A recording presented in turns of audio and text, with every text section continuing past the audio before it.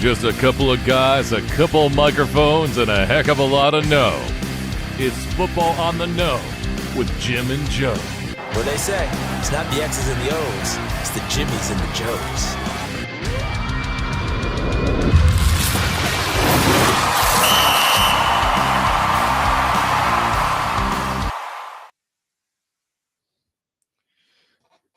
All right, what's going on, everybody? Welcome to another episode of the Football on the Know Show. I am Jim McPhee, and alongside of me, well, not alongside me this time, but by remote, is Mr. Joe DeCapita.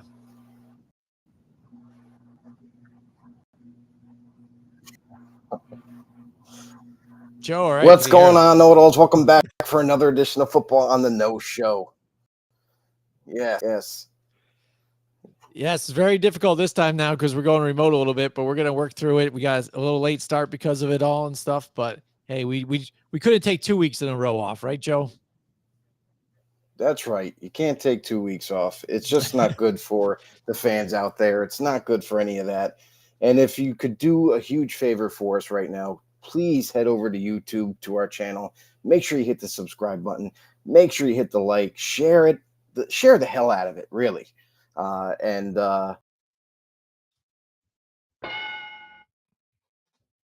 right. Did we lose you? All right. Well, we might have lost Joe. Not sure. We're going to see how it goes. So this is live, and this is what you get sometimes when you go live. So we are remote. We are, it is the first week of the season, so we're excited to talk about stuff there. But in the meantime, over the off season, when Madden came out, we do this every single year. We go through the Madden ratings when they first come out. And, I always have an issue with it. The 99 club all the ways too. So, I feel like no player can truly in real life be a 99. I get it. It's still a video game, but they are trying to make it, if it's in the game, it's in the game, EA, and trying to make it realistic looking and trying to be accurate, I guess, with the way these players are. But they never truly are. And I think the 99 club is a little outrageous. So we've been doing this rating system or re-rating or readjusting for a few years now. A lot of people have a lot of fun with it. It's cool to see the differences, what happens after I readjust it and reshuffle. After going through all of the information that Madden actually gives you in the game and putting it towards what really makes up a running back and the stats and the attributes that really make a running back, not all the extra garbage. Even if you added all the extra garbage, it still doesn't give you a 99 or whatever they have. So this is a magical number that they place on these guys. And it just comes out of nowhere. They just reach up out of the air and grab it, and it comes out of nowhere. So, we've done quarterbacks, wide receivers. We're going to finish off with running backs. Joe, you're with us again. How's it going? I can hear you. I've been hearing you. Can you hear me at all? I lost video for a little bit, but I can here? see you now. You're here. No. I can see you now. So, okay, that's a positive. All right. So hear me though. I can hear you. So now everything's good now. I couldn't hear you before and you froze before. So now I can hear you and the video's working, but before you cut out and we're just gone, frozen in time. But I kept it going here and told everybody we're going about off the rails ratings. So hey, but like I said, this is what live is, you know what I mean? And we've been doing this long enough, so we know just keep rolling with it, you know what I'm saying? So Joe, here we go. We're gonna go through how my day's going. Yeah, right. Oh, I'm sorry to hear that. So hopefully it gets better for the last couple hours of tonight. But here we go. We have a lot of fun with this. Here it is. We're going to go with the first list here of the running backs. And Joe, here we go. We're going to pull my screen up a little bigger so you can see this. And let's look at the running backs here. This is how Madden rates the running backs. They got Christian McCaffrey here at a 99. He's part of the 99 club. Nick Chubb, 96, as you can see. Derrick Henry, 94. Saquon Barkley here at a 92. Joe Mixon, 91. Travis Etienne, 90. Josh Jacobs, 89. Aaron Jones, 88. Kenneth Walker III, 88. And Isaiah Pacheco cracks the top 10 this year. I don't think he was in top 10 last year. So it's interesting to see the shakeup between seasons and where they align these guys. That's wild, isn't it? Because you also think of it when you look at some of the running backs out there and you're like, I don't know. This guy's got to be better than this, right? Or what's his rating Yeah, and stuff? yeah, that's just Some wild of to the me. guys that are just outside the top 10 via Madden Mhm. are Jonathan Taylor, Tony Pollard, Yeah, Raheem, yeah. Raheem Mostert, DeAndre Swift, Alvin Kamara, Kyron Williams, Brees Hall, and Jameer Gibbs. Those are the next 8 following the top 10 right there. So what do you think about those guys getting snubbed out of the top 10?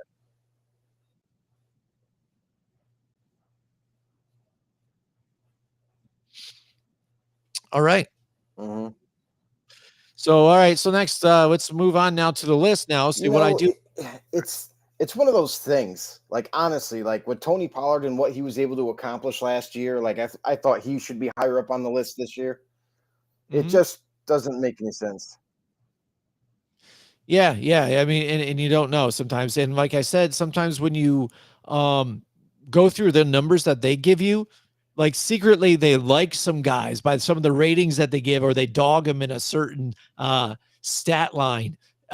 We've seen it before with some of the strength or something like that, quarterbacks or wide receivers even too. They're breaking sack, that new it thing that they added to quarterbacks, breaking sack, like Kirk Cousins was a 46 or something that dogged him hard. Meanwhile, they rated him high in the top 10. So we get to see this type of stuff play out. And so here we go. We're going to move to the new ratings of these guys. And we're going to take a look at this and let's see what I got after I went through it all. And here we go. Let's start with number 10 first, Isaiah Pacheco. And Pacheco comes out at an 87.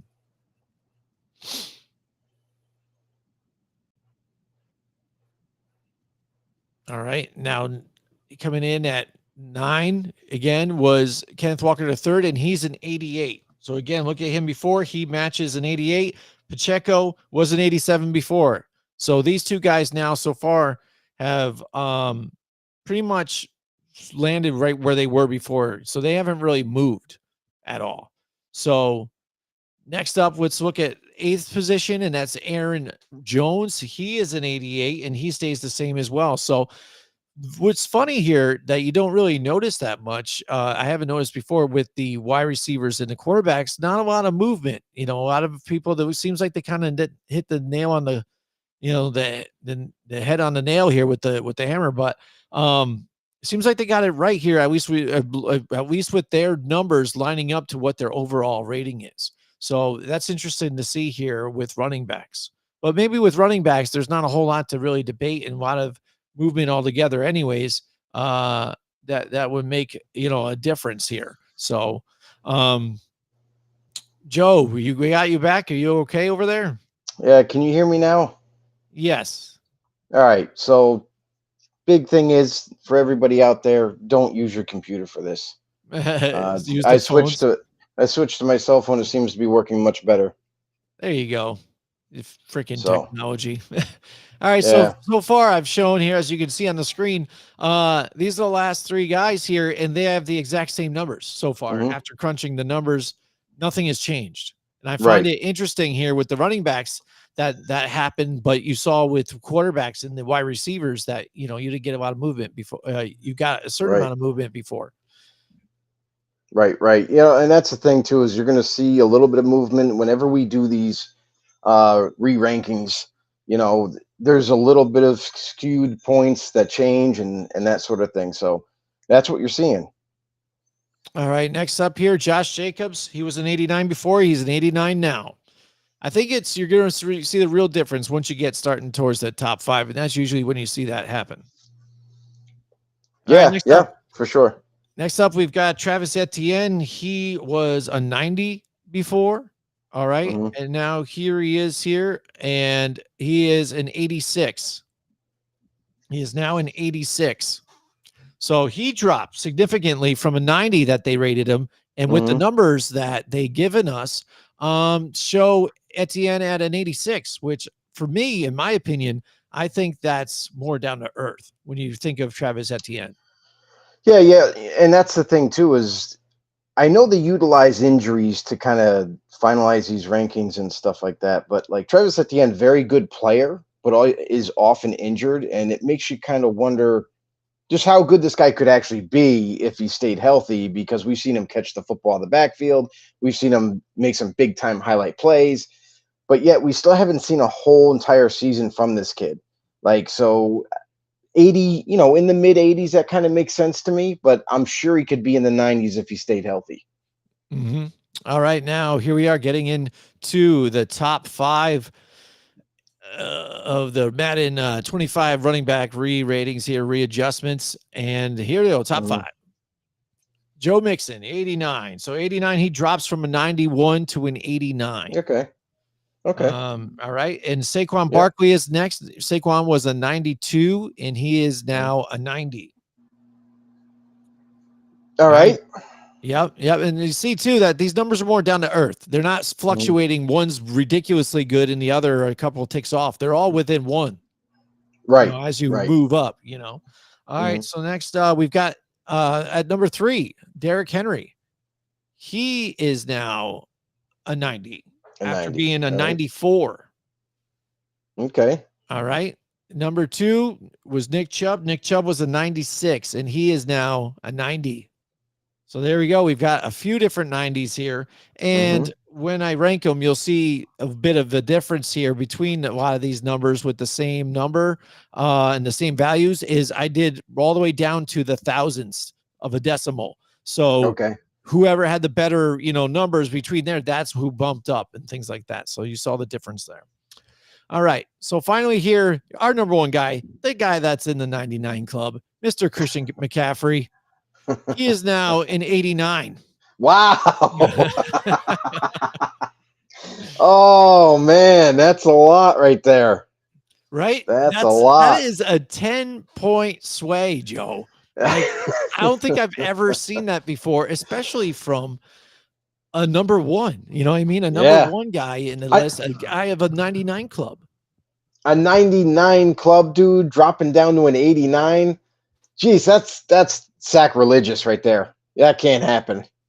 Right. So then now he's not even number 1. He's not even the number 1 guy anymore. Yeah. You got a 3-way tie there with the 90 ratings. And that's going to be intriguing to see who gets the nod ahead of each other there. Absolutely, Joe. So here it is. We're going to find out right now. Here is now, after it's readjusted, the new top 10. Here we go. Now Nick Chubb is the new number 1. Saquon Barkley, number 2. Wow. 90. Derrick Henry. Christian McCaffrey falls to 4. Then it's Joe Mixon, Josh Jacobs tied. Jonathan Taylor moves in from 11th into number 7 position with an 89. Aaron Jones at 88, Kenneth Walker 88, and Isaiah Pacheco the same here in the top 10. Wow. Etienne that 86 bumped him right out. You're out of here, Travis. Yep. But that was enough to get him 11. So they basically switched spots with Jonathan Taylor. So nice. I mean, I kind of like the list now the way it is. Like it's there's no big huge gaps or anything. Like realistically, nobody should be 99. I understand that EA Sports tries to make it like that exclusivity type of club, to where like you make it to 99, like you're the best of the best and all that. And that's fine if you want to do that just for the sake of it, like they did with Christian McCaffrey. They just made him 99. But realistically, it's all pretty close. Like how those rankings got redone, that makes a lot more sense to me. Yeah, absolutely, Joe. So, and you could even and I'm actually surprised. I'm not going to lie to you. I'm kind of surprised that Jahmyr Gibbs isn't in this conversation. I'm surprised he's not higher up on this list, So it's like there's guys that are up and coming that I feel like they should be at least in the conversation. And again, I think he was rated an 84 before, and I think he ended up rounding out about the same thing as well. And I think maybe just they're waiting to see if something develops here, if he, becomes that true number 1 or whatnot. So it's interesting to see. Yeah, for sure. All right. So there you go. There's our Madden re-ratings. I hope you guys liked it.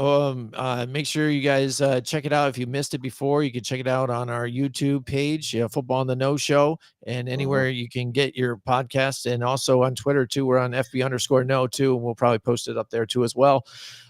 So yeah, Joe, I mean, it's week 1. Here we go. It's very exciting. We just had Labor Day. I hope you were able to enjoy your Labor Day weekend. But now it's football season, buddy. You know, that's the thing. You smell Labor Day in the air. Here it comes. And then here comes the football season, just like that, buddy. I Great gotta week. say, It's a short week here, and then we got football. I gotta say though, like Labor Day weekend this year didn't feel like Labor Day weekend, if that makes sense. Like, typically, like for me anyways, like I try to find like a nice barbecue to go to, or get outdoors, something of that nature. But it was odd, I think, this year. Like not much was going on. I really didn't do anything, just kind of stayed in, and it was a little odd for me this year. Yeah, I mean, it was weird. I actually worked a little bit too. So, and then normally I like to take Labor Day off, but we're very busy though. So I'm very blessed that we're busy and things like that too. And the way the economy is now these days. All right. So a lot of good matchups here, Joe. It seems like they took games that were big playoff games last year and made them as week 1s. And so we're very excited to talk about a bunch of these. And let's get right to it. Thursday night, we've got the Baltimore Ravens and the Kansas City Chiefs. Kansas City Chiefs are in the kingdom, but they're having issues here at the wide receiver position, along with, troubles with the law, and then also, injuries. So what do you think about the Kansas City Chiefs' chance here to come back and beat the Baltimore Ravens back to back here? They handled them in the playoffs, but we saw in that game Baltimore let them off the hook. And you knew what we knew what they were. We let them off the hook, and that's exactly what they was. What happened, and they had it. They had it in the bag and just got their foot off the gas, and then they couldn't get back in the game. Yeah, this is one of those games where we've seen it in the past where the Chiefs kind of struggle against physical teams, and they did against Baltimore in the playoffs, because Baltimore, man, they grind you down to a stump in games. They physically wear on you through the course of all 4 quarters. And with that physicality, they also make it tough for you to score on them because of how strong their defense is. How they're all over the football field, defending either the pass or stopping the run. And the key to this game, honestly, is the Chiefs have to find it somehow, some way. They got to find a way to be physical against Baltimore. And the Ravens, they just bring it. They're a super solid team. The Chiefs are also solid in their own way. And it looks like this year, the Chiefs offense is going to go through a little bit of a change like it has the last couple of years. So now they finally got their top-notch speedster in Xavier Worthy. They're going to see if they can unveil him against Baltimore and see if they can surprise Baltimore on the back end. But this one is going to be a tough game. I think it's going to be a close game. I don't think this is by any means a shootout. It is possible it could turn into that, but knowing how the Ravens run that offense, trying to chew the clock, and that's kind of the Chiefs' kryptonite, if you will. They normally struggle when their offense doesn't get on the field more often. So I like Baltimore in this one, even though it's going to be in Kansas City, opening kickoff game. There's all that excitement out there. I think the first quarter, you're not going to see much from either team because it's the first game. There's going to be some mistakes that are uncharacteristic. But in the end, I think Baltimore is going to wear them down enough. And hopefully Lamar Jackson keeps utilizing his legs for all 4 quarters and not just the first half. Yeah, I think a big difference maker is Baltimore has Derrick Henry in this game too. I mean, they've always been a run attack game, but now you've got this guy who just manhandles people for a living. I think that's a big addition for him here in this offense. So I think they're going to kind of punch him in the mouth this time. And it should be interesting. It should be close, like you said, as well. But I'm going with Baltimore as well. Friday we have a Brazilian game, Joe. In Brazil, the Green Bay Packers and the Eagles face off. We've heard the rumors about staying in the hotels. Slay calling out the league, Yeah. saying this is unsanitary. I don't even want to bring my family. This is scary. They told us to stay inside, do everything in here. Right. How can they make us play in these conditions? And we've heard it all. But I mean, I think overall everybody's excited to see this game. I'm interested to see how the fans will be there. That's always different when you go to a different venue or different country to see what the fans are going to be like. Who's rooting for what? All I can tell you, there's probably going to be a lot of green. I mean, that's a safe bet. 100%. But I'm looking at this one, and I think Philadelphia Eagles are a very good team here. They got Saquon Barkley on top of it now. They only got better. But I like the Green Bay Packers too as well. In the second year now with Jordan Love here at the helm, I think they got the momentum. So I think I'm going to take the Green Bay Packers in this one. Yeah, I mean, you can't go wrong with either pick on this game, honestly, because they're both really good teams in very different scenarios. Like the Eagles are expected, they have veterans, they have a very solid roster. They're expected to win and get back into the playoffs this year. But as far as the Packers go, they have an expectation too to make it back to the playoffs. However, they are very young. They are going to be playing together for the next 5 to 7 years, and they're going to grow with each other. So it's a slightly different type of team other than the Eagles, but the Packers are one of those up and coming type of an organization that is here, looks like, for the long ride in the winning column. So this game to me is like tough to pick, to be honest with you, but like I'm going to go with the Eagles on this one, just because I feel like they've added weaknesses that they had a year prior and brought in some familiar faces that worked really well with this team. So I think with the veteran leadership that they have in Brazil, I think they might be able to weather the storm. This is going to be yet another game, back-to-back games, where I feel like it's going to be close. It's going to be down to the wire. It could come down to the kicker, But I got the Eagles in this one. All right. Next now, Sunday, my birthday, September 8th. I'm excited. And then there's a whole set day of football. I mean, how blessed would that be? A lot of times my birthday falls in the first week of school, always when I was younger, you know what I mean? Right. Or work week. I'm like, this blows. So it's always nice when it's on the weekend. It and is now I nice. have football to watch too. So this will be nice. So we've got Pittsburgh here. They're one of the early games in Atlanta. Again, a lot going on behind Atlanta. A lot of people feeling the momentum there. They did add Matthew Judon here in the trade last minute, and they beefed up that defense now even better than what they have. They've got Kirk Cousins here to lead this offense. They feel like they were just a quarterback away from doing something. So now they have a good quarterback. And then Pittsburgh on the other end, they still find a way to win still. They keep counting me wrong, when I say they're going to be finishing last, and they don't look very good. And Mike Tomlin, I don't know, he gets it done even without a quarterback last year. I mean, it was rough. There was rough pickings here for the Steelers last year. Now they've got Russell Wilson here on a 1-year deal on that trade.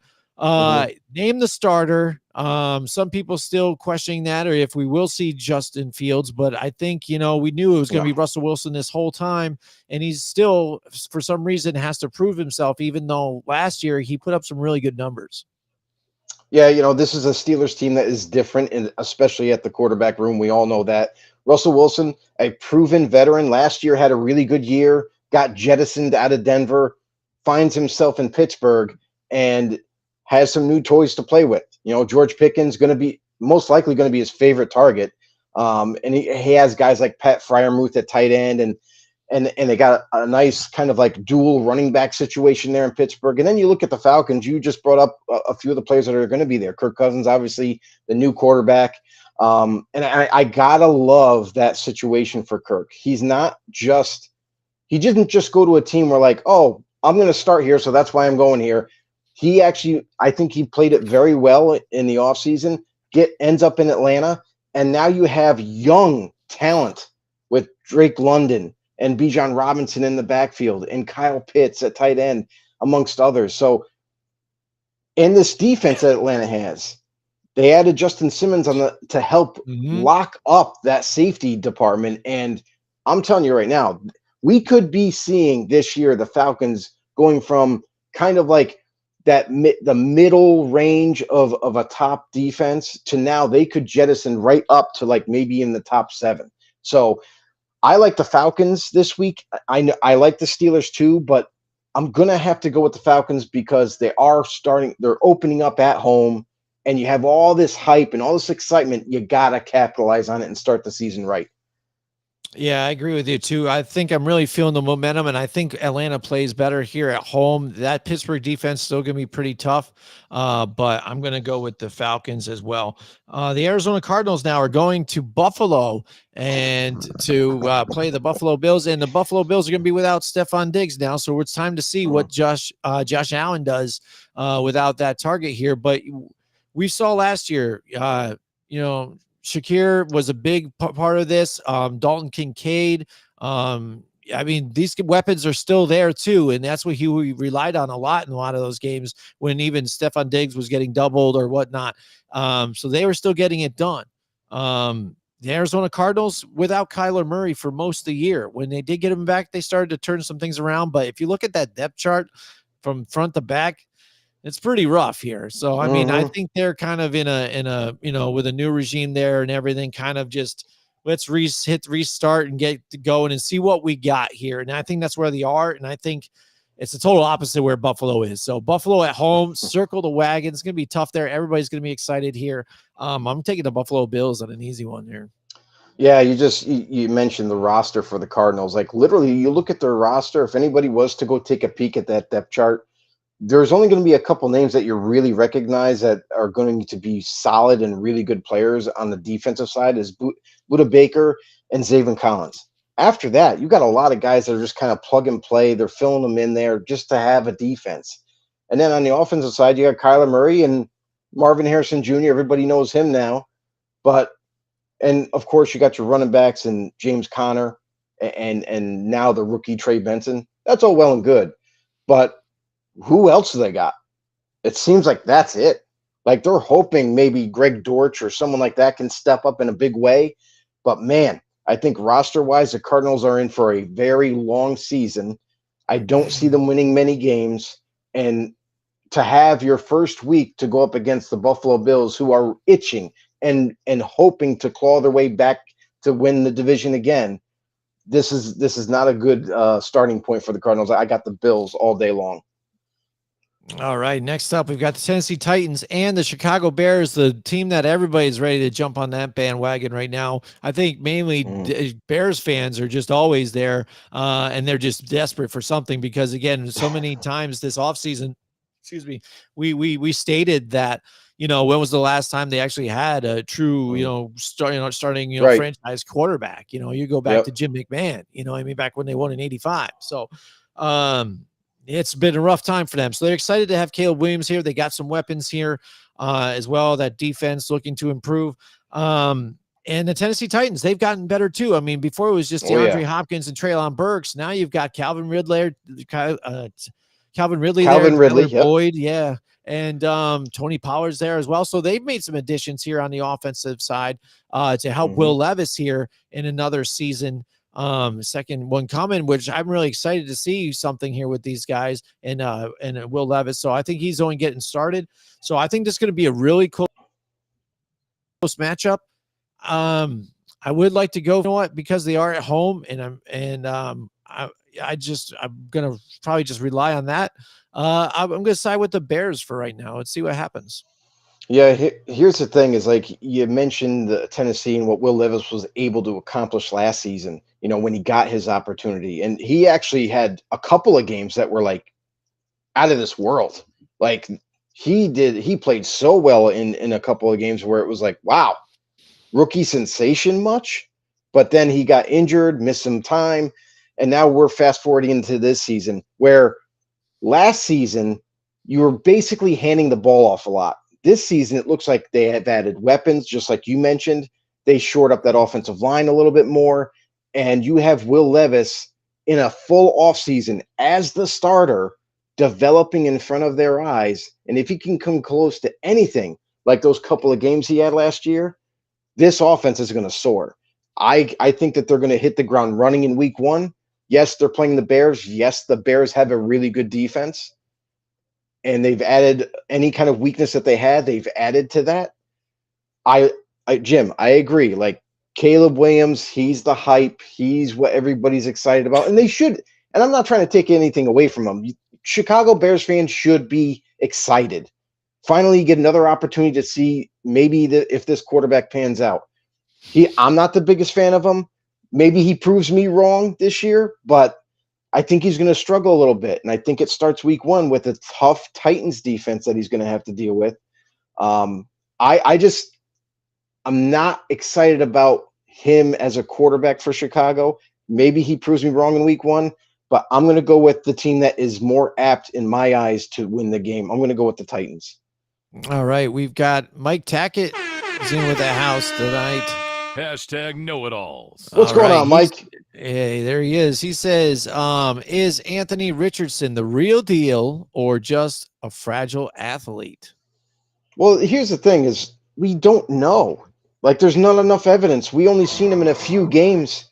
He played a few games last year, got injured, missed the whole rest of the season. So we don't even know if he could develop more last year. This year is going to be critical for his not only development, but also we got to see him take another step forward as a quarterback. We all know he's an athletic freak. We know that he can move the chains with his legs and all that type of deal. I need to see from him this year improvement as a passer. If he can do that, then maybe the following year, that at the end of next year, we'll be able to give him a grade or say he's a boom or bust type of pick. But right now, I think it's a little too early. Well, yeah, I mean, a very limited sample size. And I think that question will be answered this season. I mean, kind of at least gets you there, because, again, if he stays healthy, then maybe he's not that fragile athlete, and like you're talking about, Joe, you would like to see him get a little more accurate with the passing game. Yes, he's a freakish athlete and what he can do there and make some plays with his legs. But if he can bring it in the passing game, then he could be the real deal. So I think this is one of the questions that will be answered this season that people are going to be looking at all season. I mean, think about it. This is going to be his first official rookie season. Yes. Because he didn't play all year last year. So yeah, I don't think we can judge him after this year, but I think what everybody wants to see is not just him to play a whole year, but also we want to see him grow right before our eyes. Mm-hmm. All right, next up, we've got the New England Patriots and the Cincinnati Bengals. We had talked about the Bengals. Absolutely. We've talked about the Jamar Chase thing, a little bit last night on the blindside blitz and, how they were close to a contract deal, in talks. And then right after that, we're even hearing that, he might not be able to play for this game here. He might not dress for it. But either way, I think the Cincinnati Bengals, again, trending in a different place than what the New England Patriots are. Jacoby Brissett is marching out with this team, and they're clearly a rebuild. So Cincinnati at home in the jungle, I think it's going to get crazy there. They're excited to have Joe Burrow back. He's been beefing up so he can take the hits. I'm going to go with the Cincinnati Bengals on this one. Yeah, I mean, to me, it's an easy pick. Yeah. I mean, if you're a Patriots fan, you're looking at this game like we're going to get hosed because if you got to watch any of the preseason games, I understand it's only preseason, all that jargon, but you do have to see something from your offense, something from your defense. I'm not concerned about the defense for the Patriots. I'm more concerned about who they went with at quarterback and Jacoby Brissett. That I can honestly tell you from watching the preseason games for the Patriots, there was no way you could pick Brissett over Drake May. Drake May just had way more success, and he's only a rookie. He's only going to get better. Why not give him the reins and at least give your team a shot to be competitive every week? I just think that especially with their offensive line, what a putrid showing. Like, it was absolutely horrendous. So I don't think the Patriots, honestly, It was the bad. Patriots might be lucky to win 2 or 3 games this season. That's how That's bad one they big looked. pile of shit. So Yeah. Bengals all day long. Let's move on to the next game. All right. Before that, we've got a new know-it-all with us that I All can right. see, Christian Okay. Dickinson. All right. What's Making a up, Christian? prediction here. I Neighbors, like it. 8 receptions for 150 yards, 2 TDs this week in the 100th anniversary unis. Book it. Very, very aggressive. And I will say this, like, I don't think it's out of the realm of possibility, but my thing is, after watching what has Daniel Jones showed you and this offense, like, what's this offense going to do this year? I know Brian Daboll's calling the offense. Thank God. Finally, he's going to do that. But how are they going to go about it this season with this offense? Are they going to try to take a little pressure off of Daniel Jones, saying, okay, we're not going to throw 60 times a game. We're going to mix it up with the run. And, and that might, you don't need to throw. He doesn't need to make 8 catches, 150 yards and have the best debut as a rookie. He doesn't have to. The Giants are just looking to win games. They're not looking to win them in a spectacular fashion. Just get the job done. So we'll see if the prediction comes true, but I think that's a little aggressive there. It is too, because I think I was listening on I think it was on Sirius XM yesterday, and they were talking about Daniel Jones. And I think the stat that they had said is that I think on average with his starts, that on average he only throws about a touchdown a game. So that doesn't do well for your offense. But so that's kind of out of the realm here. But I think he could. I think Neighbors could have a couple touchdowns this game. I think he could have a big day. I just don't think that he'll get the receiving yards at 150. He might come close, like maybe 90, and then maybe have a couple touchdowns. Because he is, let's just face it, he's the difference maker on that team right now. Christian is responding. He says they're going to attack all 3 areas of the field. That's great. Yeah, there you go. Not just the short game stuff. I hope so too. Chris, I am a Giants fan, if you can't tell by the jerseys in the back. So I would love to see that. That would be great. It's my birthday. I would love to see that happen with Neighbors and everything and pull out a victory. I would be super excited about that. He said that we're actually going to push down the field. I hope so. And not just looking for deep balls, though, too, out there. You know what I mean? Because that's the problem that we had with the offense last year under Mike Kafka, and now it's going to be Brian Daboll making the plays. We saw him take over a little bit last season, too, when he was frustrated. You kind of rip it, right? Give me this stupid thing. Let me find something here because you suck. And it looked a little better, in occasion. But I'm going to be honest. We're looking to see it like in full bore now, hopefully. I'm going to be honest. Every team should be attacking all 3 areas. Like, yes, right. you can't just attack short, or intermediate, short and just intermediate. You got to let it go every once in a while. So yes, the Giants definitely are going to attack all 3 areas. All right, just like every other team. Mike Tackett, he wants to self-promote here. What's he got here? What he got going on? He goes, not much for self-promotion, but on College Football 25, I've created Japan's entire division. Nice. And on Madden, I'm also almost finished creating their entire pro league. That is a lot of dedication, Mike. That is crazy, man. That's awesome. Moly. Yeah, the X League. Everyone, feel free to check out the teams on both Madden 25 and College Football 25. There you go. Check it out. Mike Tackett. Here's his username. College 25 and Madden 25. There it is. Mike Tackett 54. Check him out. Yeah, he created these full rosters of all these teams, Japan and whatnot. That's a lot of time and dedication. He really puts his work in too. We stand by Mike Tackett. Absolutely. See, and that's why Mike is our OG know-it-all. This guy has the inside track on info in the NFL, and he's also making it happen on video games. Yep. He says, what can the Giants do with a franchise quarterback? Are they built the same way as Cincinnati was before Burrow was drafted? No, they're not ready yet. They're not ready yet. They still don't have the draft picks on the offensive line. They're still trying to build that up. They're still working. They're still got to find a running back at this point. Like, honestly, at this point, they need running back. Yes, Devin Singletary doesn't. Still. You need a top-notch tight end. You Mhm. need more weapons, and Yeah. then defensively, we still have to wait to see how good this defense is going to be this year. So they're not at the Cincinnati level just yet, uh, but who knows? Maybe they surprise us a few times throughout the year with games. We'll have to wait and see. All right, next game we got the Houston Texans and the Indianapolis Colts. Christian says quick. He says our O line is unproven. Yes, absolutely. It's but hold on a second. It's not unproven because the veterans that you signed have already been there, done that.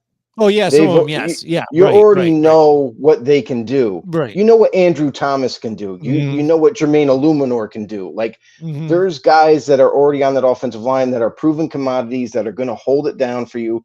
The big question mark is Evan Neal. Is Yes. he going to be the answer that you guys drafted him to be? And what that we're going to get that answer this year, because if he fails, then they're going to have to shuffle that offensive line around to kind of solidify it. But nonetheless, Yes. we're All on the right, we got Texas. Where we at? Houston Texans and the Indianapolis Colts. Yeah, we touched Right on this. here, Yep. we're going to see Richardson here and see what he can do against this tough Texans team that only got better too after they Mhm. surprised the world what they did last year and everything, making a push for the playoffs. They hope to learn from that loss in the playoffs here and move forward. I think they're totally stacked here. So this is going to be a close game, with Indianapolis, but I'm faring on the sides of the Houston Texans, obviously. I want to believe in Anthony Richardson, like we did talk about him briefly before. I want to believe that the Colts defense is going to return to what they were a couple years ago. But the Texans are such a well-built team right now and a team on the rise with all young talent, adding Diggs this year on top of what they already had. And then to add Joe Mixon, the defense they brought in Danielle Hunter to play Yep, opposite Will Danielle Hunter. Anderson. Yep, yep. And this team is super solid all across the board. So Texans to me win this. I want to say landslide, but it might not be that. It might be a little closer, maybe by 10. Yeah, Christian says Illuminor already took that spot from Evan Neal, and I see that too as well. And all it took was Evan Neal still to come back from that injury a little slow and stuff, and you got to see Illuminor. And yeah, let's see if he holds it down, because we've seen a But lot that's of the Evan thing, Neal, not right? very good, But you that's the know. thing is this year he's going to get back out there. Like the only reason why he's not out there is because he's not 100% healthy. They're still kind of moving him along slowly. Evan Neal has to prove to the Giants that he can be the answer, because if not, that makes that team fall back yet again in terms of building that offensive line. That means they missed on a couple occasions still. So it's almost like wasting a pick at this point. And you got to hope that that's not the case. Hopefully they can kind of develop him and he ends up being that answer. But you're right. Like right now, Jermaine Illuminor is the more solid option. But I still think that they got to find out for sure this year if Evan Neal can get better or not. All right, next up we've got the Jacksonville Jaguars and the Miami Dolphins. Jacksonville, I'm thinking could do better this year, bounce back from last year's season. But the Miami Dolphins at home, they're tough to beat, and I think they're going to come back, roaring just like like nothing ever happened. Last year in the playoffs it was tough, but they had a lot of injuries. Now they're completely healthy. They're going to fight back, and they're going to flat out win in this game. This is where I struggle with the Jaguars. It's the inconsistency in play, not just at quarterback with Trevor Lawrence, but also with the offense in general. The defense is pretty solid, but the offense is really what's just not clicking yet. And it seems like they almost play like the Yankees in baseball, where they're red hot in the beginning of the season, and then all of a sudden they start to stumble and trip over their own feet and just almost seems to forgot how to play offense. So for the Jaguars, like to me, until I see more consistency from them, I can't pick them. And I really do like the Dolphins this year. I think the Dolphins are going to make a major push, not only in just the division, but to show everybody in the NFL that they are ready to win now. And Tua getting that new deal with all of these speed weapons of his at his disposal, this team's hard to stop offensively. Defensively, they're getting better. I'm going to stick with Miami in this one. All right. Yep. Next up, we've got the Carolina Panthers and the New Orleans Saints. Panthers, again, very bad last year. Got a few more weapons, but again, a lot to do to improve. New Orleans Saints, some miscues last year. The offense struggled at times too, but even so, Derek Carr played very well. Hopefully they're on the same page with all the wide receivers too, as well. Alvin Kamara can stay healthy. And this team, I think we were talking about it last night. Weren't they like 9-8 or something like that last year? I think they could do better than that this season and really make a push for the division. So I'm going to go with the Saints here on this one. It's an easy one for me. I mean, it's one of those games where like this should be a slam dunk pick. Yeah. Like the Saints should win this game in a landslide. It shouldn't be that close. Although last year, the Panthers did give them a run for their money when they faced off against the Saints in Carolina. Does that happen again? I don't think so. I mean, when the Saints now finally have a legit offensive coordinator coming over from the Niners, I'm intrigued on how this offense is going to look with Derek Carr and company. But again, this Saints defense is solid, finally healthy yet again, going against a team by the Panthers where Bryce Young. Last night we talked about him as being a quarterback that needs to prove himself to everybody. Again, I don't think this is going to be the game he proves himself, but I think that this team, even though they're very young, they're still rebuilding that organization. I just don't think they're ready to make a push yet. I'm going to go with the Saints, especially in New Orleans. All right. Next, we got the Minnesota Vikings and the New York Football Giants. I know there you go, Jim. Christian already talked about it. He's excited. There you go, Jim. And, no more Kirk Cousins there. We've got Sam Darnold now because of the J.J. McCarthy injury. And Sam Darnold looking to revitalize his career as a starter here for the Vikings. And I don't know. I think the Vikings are still vulnerable. Yes, they've got J.J. McCarthy there. They've got Addison. They've got a lot of different weapons out there. On defense, though, they don't have Daniil Hunter anymore, which is big for the Giants. And Sam Darnold is known for having those turnovers every now and then, which the Giants could hopefully capitalize and get some in this game. So I think it's the perfect opportunity, especially to play this team right now, this early at home. With the 100th anniversary again, the unis and everything. I'm a Michigan fan, and they've got the winged helmet on too from the old school 30s. So I'm excited. I'm amped up for this game, and I'm going to roll with the Giants this time. But watch them lose because I just picked them. So that's way. Nice job, Jim. Way to go. But no, Sam Darnold. Like we talk about him revitalizing his career. This dude just hasn't had a career yet.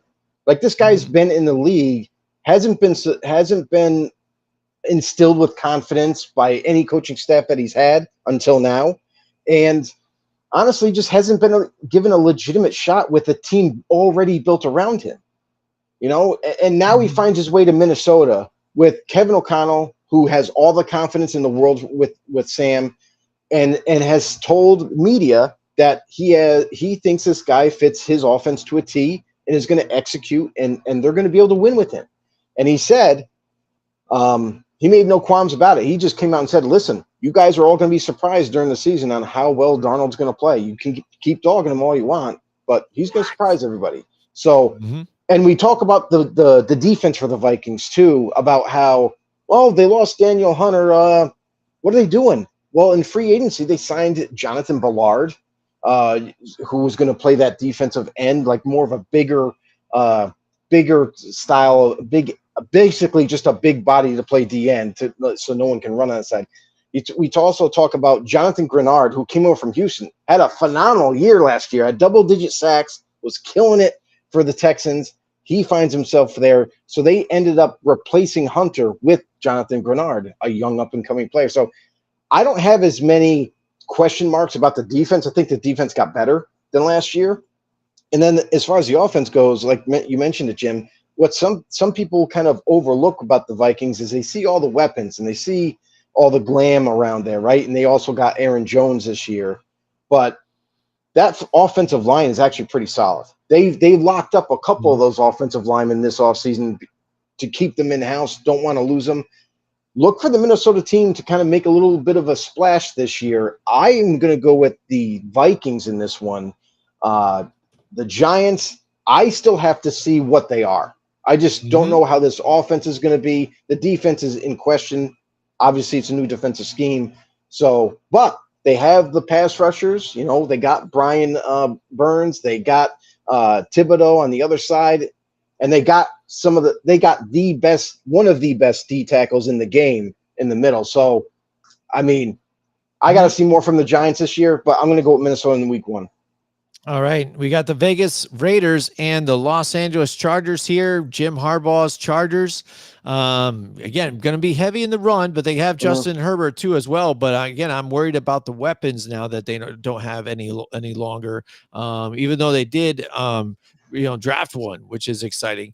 But, draft 2. Oh yeah, that's true. They got 2, didn't they? That's right. But the Vegas Raiders, again, a lot of hype behind the Raiders. A new Antonio Pierce Raiders, and they're bringing a lot of hype, and poking the bear, with the Kermit, and stuff on the Kansas City Chiefs and Patrick Mahomes. But I don't know, this Chargers team, even though again they don't have any fans that see them at home, I think they're gonna be coming out with a different attitude. It seems like so far with Jim Harbaugh. So, and the Raiders didn't do well against the run last year. I think this year again, facing this team who's going to run heavy might give them some issues. I'm going to go with the Chargers on this one. Yeah, this is going to be intriguing because the more I've read on this game and like the other games, they said that the Raiders finally have a new defensive line. Basically, like the D tackles were the big missing piece. They bring back big hog molly of a D tackle in John Jenkins, and they also got big money free agent, Christian Wilkins. So we'll see how that plays out, along with the pass rushers that they have, Kuntz and everyone knows Max. But I'm intrigued to see, just like you mentioned, they did struggle mightily last year against the run. Does that continue this year? Because I'll tell you right now, if they do, this game could be over before it even starts, because that's what the Chargers are going to do. All they're going to do is they're going to mostly run the ball. If they don't need to pass, they're not going to. They're going to chew the clock down. This is what Jim Harbaugh did at Michigan. Chew the clock down, have long sustaining drives, and score at the end of them. So by the time you can even have a chance to come back, the game's over with and they already won. So I also don't agree with the Gardner Minshew becoming the starter for the Raiders too. I don't think he gives them the best chance to win. And because of that, I feel like that the Chargers might be able to get one up on the Raiders for once. They might be able to steal this game away and win this game against the Raiders because there's uncertainty at quarterback in the quarterback room for the Raiders. There's uncertainty, like you just mentioned, the rush defense. Like, are they going to be able to stop the run? Because I'll tell you right now, this could be a long day for the Raiders defensive crew if, in fact, they can't do that. I'm going to go with the Chargers until I see otherwise. All right, next up, we've got the Denver Broncos and the Seattle Seahawks. Seattle at home, the 12th man. They always seem to get it done too. This team grinds it out every year, despite, the turnover of some of the players that they have had, that transition from losing the Legion of Boom and Russell Wilson and all that. We still have 2 of the best wide receivers in the league too, for Geno Smith. And the Denver Broncos now starting new with Bo Nix now at the helm and stuff. Looking at tape in the offseason before the draft, I really wasn't high on Bo Nix. I know some people are. Sean Payton obviously is. He thinks he can get it done. Loves him. Some other people like Colin Cowherd are totally sold in. Love the Broncos. Vegas doesn't think so. We saw that last night, but I don't know. I don't know if he's going to get it done here. This is going to be a tough team to face here, so I'm going to go with Seattle at home in this one. Typically it's one of those things like last year we look at AFC versus NFC teams. The AFC teams got the better of the NFC teams last season. Does that change this year? Like, I understand Bo Nix coming in. He's been donned the starter. He's going to run this offense, and Sean Payton is absolutely ecstatic about it. He says that everyone's going to be surprised on how good this kid is. We'll see. Week 1, he faces a very difficult defense, which loves to bring pressure, which loves to lock up your receivers on the outside man-to-man. I mean, Tyreek Wooten, you have was it last year's draft pick and Devon Witherspoon? Mhm. That secondary is pretty gnarly. So I Mhm. mean, they'll get after you in terms of pressure, and then this is Geno's year to prove to the Seattle Seahawks that he is here. He is the starter because there's now you've had a contrast of years from him. 1 year very successful, the following year pretty poor. Um, and now what this year, what are we going to see out of him? So if he can get back to that good year that he had, I think they'll be relieved. This game in Seattle, very, very tough place to play, especially for a rookie coming in his debut game under with all that loud crowd noise. He's going to have to battle that too. Communication wise, he's going to have to be able to, make the right calls at the line. So I think this is going to be a very challenging game for Bo Nix, and I think Seattle's going to, definitely attack Bo. Do not let him get comfortable. I think Seattle gets the win. All right. Next, we got the Dallas Cowboys and the Cleveland Browns. I'm liking This is a this good win. matchup here. This could be a good one This is here. a I'm good win. interested to see how these quarterbacks play both. I know, there's more on Dak Prescott because, he's been playing well for a long time, just kind of Mhm. get to the promised land. On the other hand, Deshaun Watson, again, we're looking for him to get back to stardom, something better than what he's been. He's healthy for one, but then getting back to, former MVP status here, especially because now you've got that defense dialed in. What a perfect time and moment for them to get to the Super Bowl here. Last year they did it without Nick Chubb and with Joe Flacco. So Mhm. if they get everybody healthy, don't forget about Jerome Ford there in the backfield for them now for the first 4 weeks, Right at least on. until Yeah. Chubb comes. And then being at home in the dog pound, this is going to be a tough matchup against that Dallas defense and that offense altogether too. But lacking in the running back situation here. So I'm going to go on the side of caution here, and they are at home, and I like that defense. I'm going with the Cleveland Browns. Yeah, I think Cowboys fans got to, come back to earth this season and be like, "Hey, we might, we're going to win our games, but maybe we shouldn't yell out we're going to the Super Bowl this year, So far, because it's quiet. I mean, I haven't heard much, but I'm just saying yeah, because no, I that's what hear they you. say I every hear year. you. Exactly. So for the Cowboys, I have to say that they're starting off the season not the same this team is not as good as it was a year ago. Now you have Ezekiel Elliott, who is aging as a running back. He had a stint in New England, was basically just a short chain mover. Like he would just get the first down a yard or two, kind of pound the rock and be done and get off the field. Now you're the guy again. You got to make things happen. And with a team that's also on the defensive side, you're missing out on Deron Bland for like 6 to 8 weeks. He's missing at least the half of the season. That's a critical loss right there. And Mm-hmm. I think that they're not going to be as good as they were last year. I think they're going to win the games they're supposed to win, but against teams like Cleveland, I think this is where they kind of struggle a little bit. Coming into Cleveland, very tough place to play. And you mentioned Deshaun Watson. I'd love to see Deshaun Watson kill it this year because he's got to prove not just to himself, he's got to prove this to the organization, to the fan base that has been supporting him and is now getting a little disgruntled because he's missed some significant time. You look Mm-hmm. at the team, you look at the Cleveland offense now, there's no excuses. You got David Njoku at tight end. You got Jerry Jeudy, who they traded for from Denver, and Amari Cooper. And you mentioned Jerome Ford already, but Nick Chubb, after 4 weeks, he comes back. Right. And this team should push for the playoffs, and who knows how far they can go.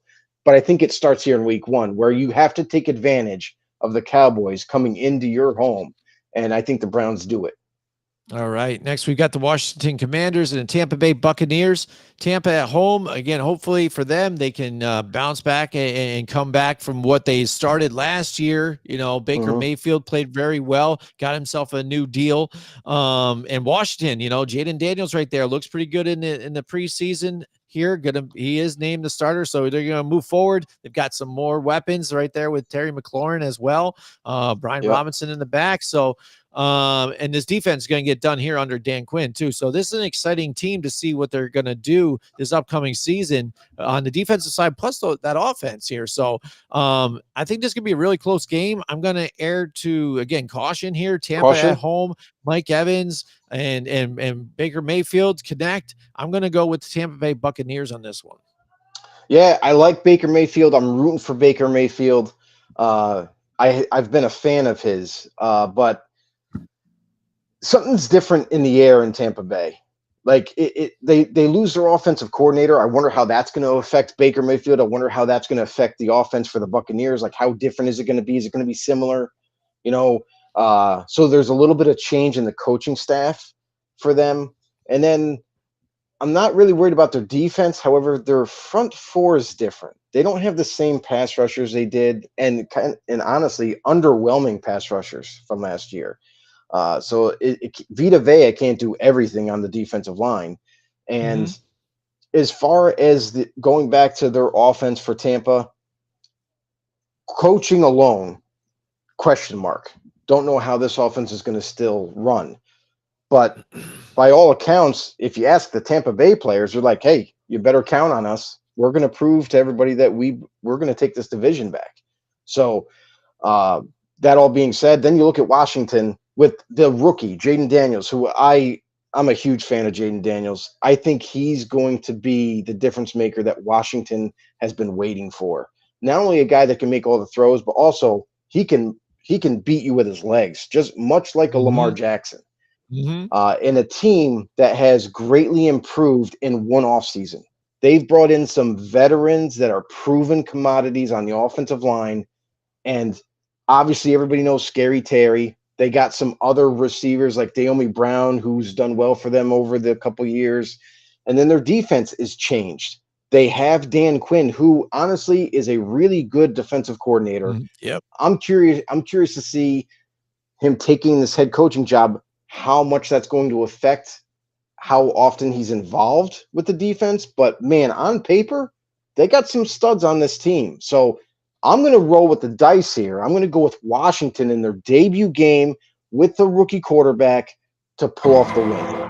Wow, nice. I like it. I'm interested to see this game. It's going to be a nice one.